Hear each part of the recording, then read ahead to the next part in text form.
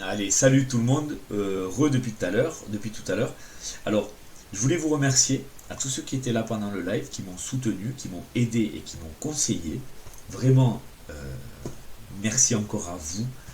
La famille RC, hein, c'est la famille sur qui on peut compter. J'en avais vraiment besoin. J'ai longtemps hésité à faire ce live, ces soudures en live. Euh, je l'ai fait. J'ai pas, c'est la première fois que je soude sur un moteur brushless. Donc beaucoup de pression pour moi, la peur d'endommager, la peur de faire quelque chose de mal, hein. De toute façon, quand on ne connaît pas la première fois, c'est toujours comme ça. Je savais souder puisque bon, j'ai déjà travaillé dans les panneaux solaires, donc je me souviens à l'époque on montait des boîtiers électriques, ça s'appelait les J-Box, les panneaux solaires arrivaient, on avait quatre rubans métalliques qui sortaient, on siliconait la J-Box, on posait clac dessus, on prenait les rubans à la pince, on les retournait et puis on soudait. La technique de soudure était différente puisqu'en fait on mettait le ruban, on faisait le retour, on coupait, on mettait le fer à souder et on faisait venir l'étain. J'ai des milliers de soudures à mon actif de ce genre de soudure. Là, la préparation n'a rien à voir avec un panneau solaire. Le panneau il arrive, plam plam, on sort, boum, ça sort. Euh, Là, c'est la première fois que je soude avec autant de préparation. Euh, L'étamage du fer, l'étamage des fils, l'étamage des broches moteurs, euh, l'approche, etc. Bon, vraiment, c'était beaucoup d'appréhension pour moi. Puis le fait d'avoir un moteur brushless dans les mains, on se dit si je laisse trop appuyer, je risque de chauffer un composant, ça va cramer ou ça va cramer le SC. Bon, beaucoup de questions de débutants. Je pense que si je fais d'autres moteurs, le prochain moteur, ça sera différent, ça c'est clair. Euh, mais bon, je voulais vous remercier, j'ai pris le risque de faire ça en live. J'étais pas à l'aise, beaucoup l'ont vu. Mais bon, vous étiez là pour me soutenir, pour m'aider. Donc merci. Donc merci encore. Merci à vous. C'était vraiment très sympa de votre part d'être là quand j'ai fait ça. J'aurais pu me rater en live. Euh, j'ai pris un risque supplémentaire qui mettait un peu la pression aussi. Je l'ai fait en live. Voilà, bon, c'était un truc. J'avais besoin à ce moment-là de. Le risque de me rater était plus faible, euh, était moins important que le fait de faire ça tout seul de mon côté, sans vous, sans vos informations, sans vos conseils, sans ça. Voilà, vous m'avez beaucoup apporté à ce moment-là, que si même je me ratais, c'était pas grave. Voilà, le fait d'être là, de me parler, bon, ça m'a vraiment aidé, donc merci, merci les potos, merci, c'est vraiment trop gentil, c'est vraiment trop gentil de votre part. Euh, on va aller tourner, et puis on va aller régler ce moteur, parce que moi je connais cette carte de programmation, la petite standard avec 9 réglages, je crois, de base. Là, il y a des réglages moteurs qui sont bien plus complexes. Je ne les connais pas tous. Il y a des turbos, il y a des boosts, il y a beaucoup de choses que je ne connais pas. On va aller voir ça sur le circuit. On va essayer de régler ce moteur de façon à ce qu'il soit bien réglé par rapport au circuit, le tracé, par rapport à l'adhérence du circuit et par rapport à mon type de pilotage. Voilà. On va essayer de faire un mix un petit peu de tout ça pour régler ce moteur de façon à ce qu'il soit bien pour moi. Et puis je vous ferai un petit retour par la suite. Allez, ben, je vous dis à tout de suite sur le circuit. Merci encore à tous ceux qui étaient là. Vraiment, vous êtes top. Vous êtes top. Euh, merci. Allez, à tout de suite. Go. On va rouler un peu. Hein. Allez, rouler aussi.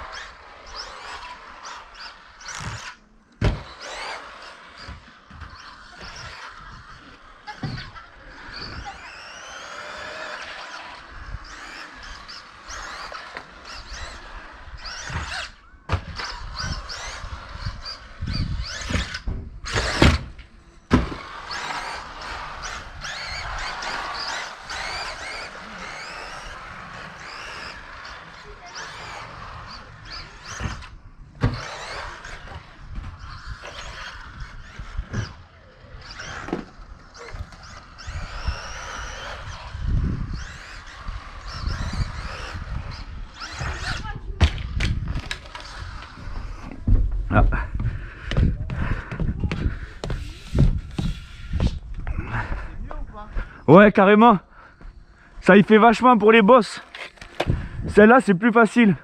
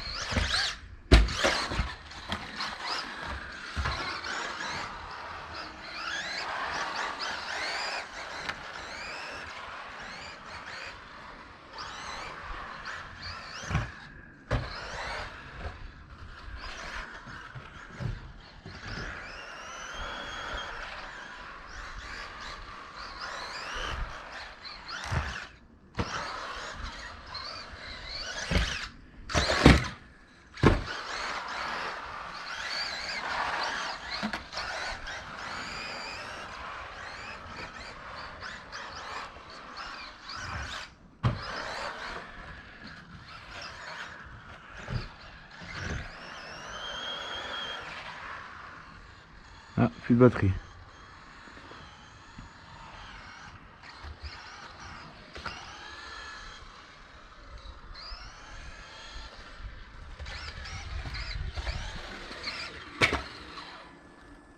Donc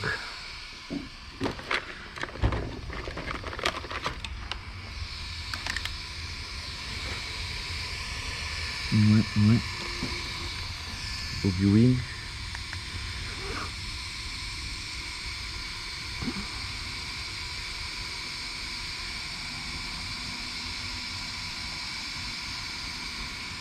Ok.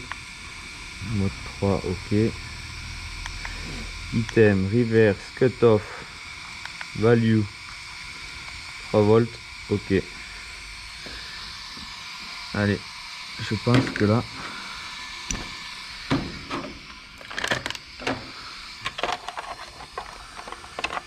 J'étais à 3,3 par élément, bon. Je pense que je suis à 7,6. On va voir. Non, j'ai plus rien.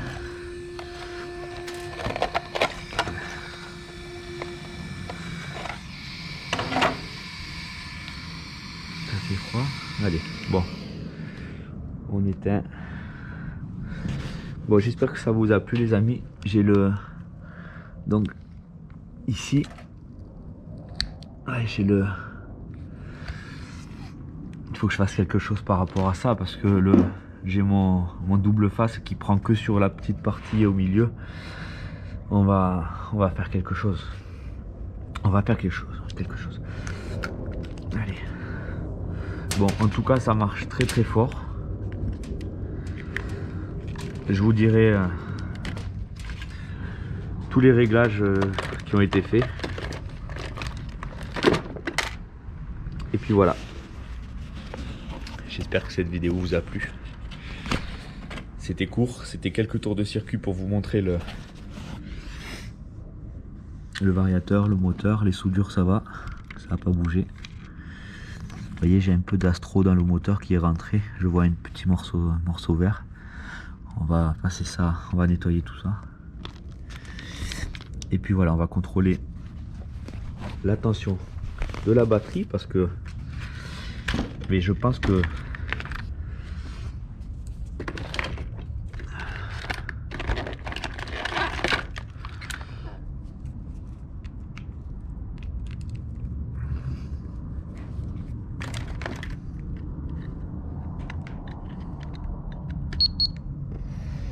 Ah, je suis à 11%, d'accord, je suis vide.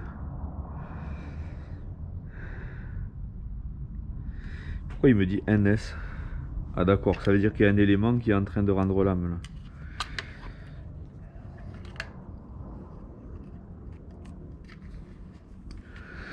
là. NS pour un 2S. Ah par contre, l'hypo 2S c'est bon, 38%. Et j'ai plus de watts, je suis à 7,6. Bon, on va rentrer, de toute façon, il se fait tard. Tout le monde est parti déjà.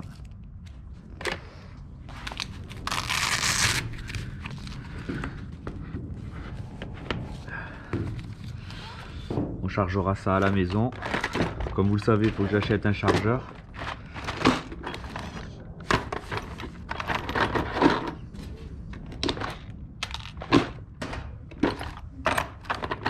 Et les croix. Allez, salut les amis, à bientôt. Salut tout le monde. Bon, petit retour de journée. On a tourné un petit peu aujourd'hui avec ce combo. Alors comment ça s'est passé? Bon, tout d'abord, je te l'avais dit, je l'avais installé sur la voiture avec le variateur. Ce qu'il faut faire, c'est à chaque fois, c'est l'étalonner par rapport à sa radio, d'accord, pour lui faire comprendre où est-ce que se situe son accélération à 100%. Donc c'est lui qui contrôle, hein. Lui c'est le processeur de la voiture, d'accord. C'est le cerveau, du moteur. Il faut lui faire comprendre où est-ce qu'il est le 100%. Là, mon doigt, c'est 0. D'accord? Imagine, c'est 0. On va lui faire comprendre où est-ce que c'est 100%, où est-ce que c'est le freinage, tout en bas.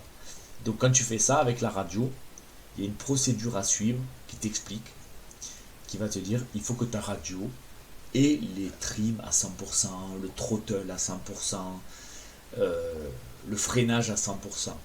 C'est des choses qui sont nécessaires pour lui faire comprendre un petit peu comment lui doit travailler. Donc si tu as des questions par rapport à ça, n'hésite pas en commentaire, on en discute.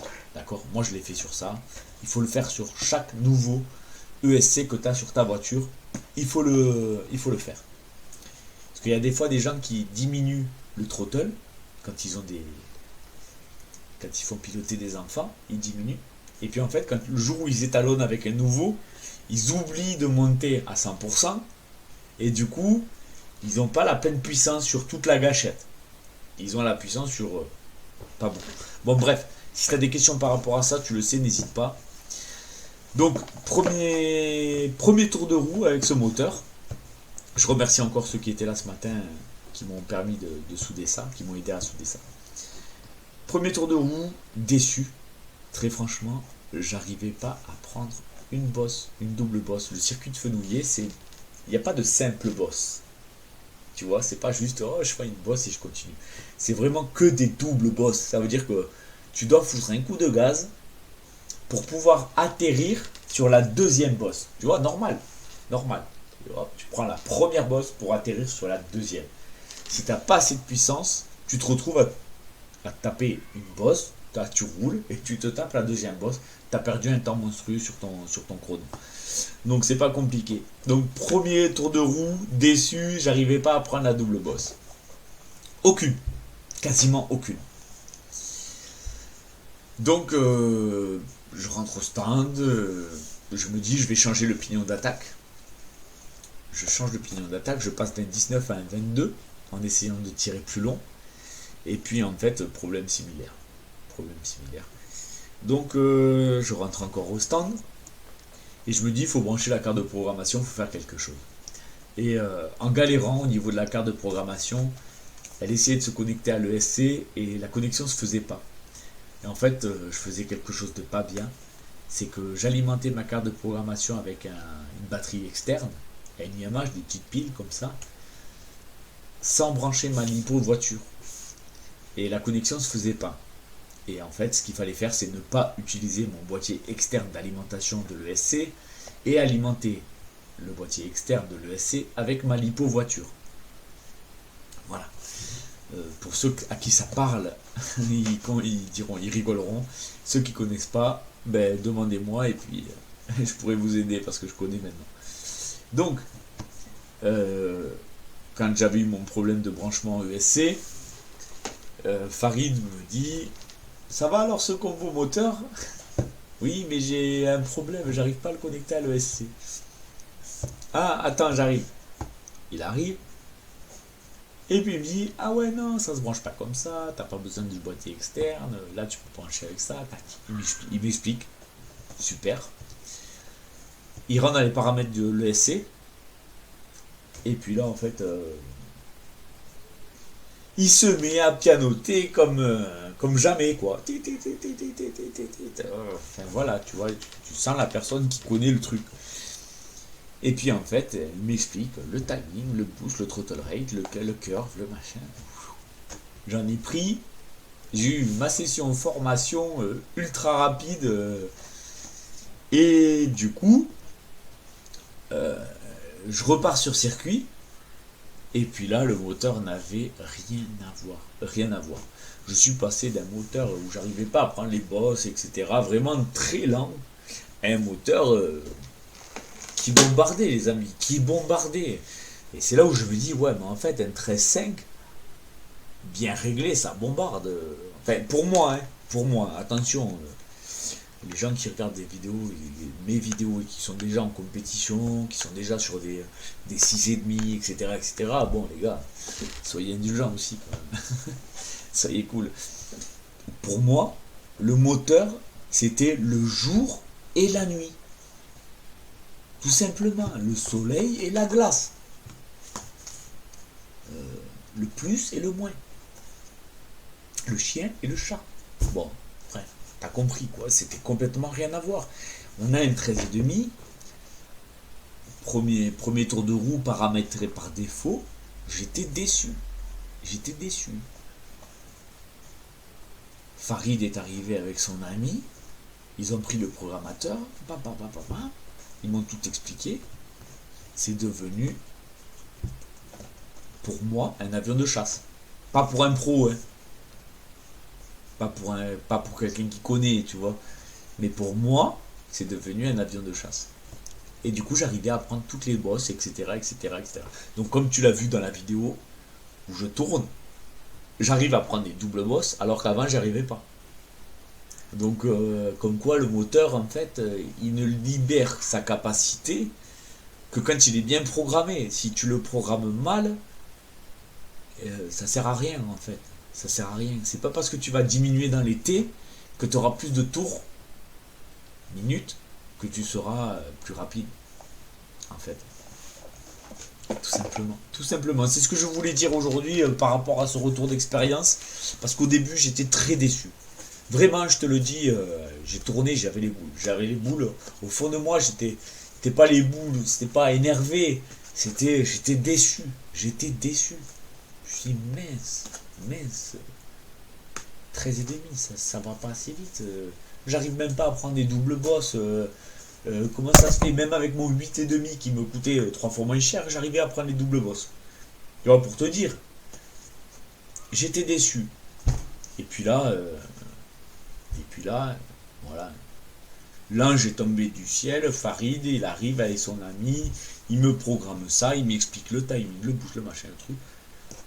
Je reprends l'engin, je reprends la voiture. Tu le vois, j'arrive à prendre des doubles bosses en vidéo. Tu vois. Donc je me dis, bon, l'été sur un moteur, c'est quelque chose.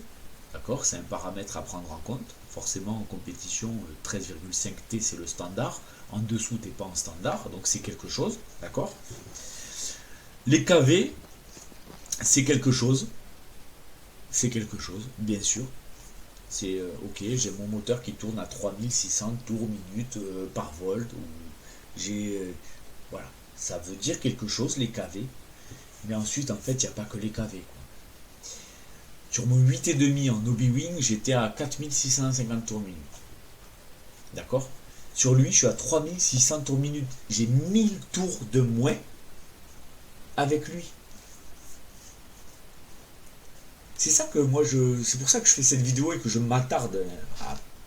Je prends le temps plutôt, je ne m'attarde pas, je prends le temps à expliquer ça. C'est que j'ai 1000 tours de moins avec celui-ci et pourtant il envoie plus que l'autre en 8,5. Voilà, il envoie plus parce qu'il a des réglages, il a des paramètres supplémentaires au niveau de sa configuration moteur.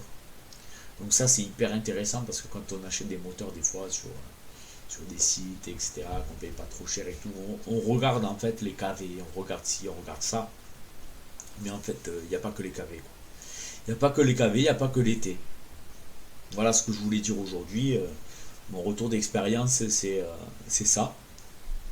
Tu as vu que je t'avais fait des vidéos sur les KV, sur les T. Je t'ai expliqué tout ce que c'était, tout ça, mais en fait derrière il n'y a pas que ça, quoi. Les T, les KV c'est une chose, les degrés, les timings, les boosts, le throttle rate, c'est autre chose. C'est autre chose. Et c'est là où on exploite en fait à 100% ce genre de moteur, quoi. C'est que tu prends un moteur comme ça, je vais pas dire bas de gamme, mais bon, tu prends un moteur comme ça sans tous ces paramètres de configuration, de réglage, tu pourras jamais arriver à son niveau à lui. Parce que lui, il a des paramètres hyper poussés en termes de programmation moteur. Tu sais, quand tu règles les degrés, le timing, le turbo et tout, c'est comme si tu réglais en fait sur un moteur thermique la richesse, l'arrivée d'air, tu vois, c'est pareil, quoi. C'est pareil. Enfin, l'arrivée d'essence, l'arrivée d'air, la reprise. C'est un peu pareil, tu vois. C'est super important du coup d'avoir ce genre de paramètres à l'intérieur parce que moi, mon 8,5 4600 kV tourne moins fort qu'un 13,5 3600 kV. Voilà. Voilà la leçon que moi j'ai appris aujourd'hui. J'espère que pour toi ça t'apprend aussi quelque chose. Et puis je vais en rester là et puis on va se retrouver sur Discord, on va en discuter ensemble. Voilà. J'espère que ça t'a plu. C'était la leçon du jour. Moi, j'ai beaucoup appris encore une fois grâce à des gens qui ont décidé de partager leurs connaissances, leur savoir, leur plaisir. Et puis voilà. Allez, sur ce, tu le sais, je te dis bye bye. Je te souhaite une bonne année 2020. Je te souhaite bon vol, bonne route et bonne balade. Ciao les potes.